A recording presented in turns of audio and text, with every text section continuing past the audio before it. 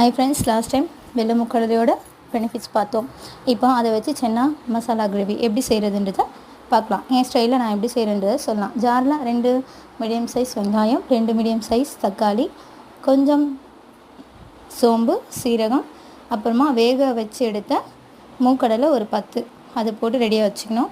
அதுக்கப்புறம் வானலில் கொஞ்சம் எண்ணெய் ஊற்றி பட்டை, லவங்கம், ஏலக்காய் இதெல்லாம் கொஞ்சம் போட்டு பொரிஞ்ச உடனே கொஞ்சம் வெங்காயம் 2 வெங்காயம் வந்து பொடியாக கட் பண்ணி தனியாக எடுத்து வச்சுக்கணும். அந்த 2 பொடி வெங்காயத்தை அதில் போட்டு நல்லா வதக்கி எடுத்துக்கிட்டு கொஞ்சம் இஞ்சி பூண்டு விழுது, கொஞ்சம் கரம் மசாலா, மிளகாய்த்தூள், தேவையான உப்பு, கொஞ்சம் மஞ்சத்தூள் போட்டு நல்லா கலக்கிட்டுட்டு அதுக்கப்புறமா ஜாரில் சேர்த்து வச்சுருந்தோம் இல்லையா, அதை நல்லா ஃபைன் பேஸ்ட்டாக அரைச்சிட்டு இது நல்லா மசாலா செட் ஆன உடனே அந்த ஃபைன் பேஸ்ட்டை அதில் ஊற்றி, அந்த ஜாரில் இருக்கும் இல்லையா அதில் கொஞ்சம் தண்ணி ஊற்றி வாஷ் பண்ணி ஊற்றி நல்லா கலக்கி விட்டோன்னா ஒரு அழகாக சூப்பராக கிரேவி மாதிரி செம கலராக வந்திருக்கு பாருங்கள்.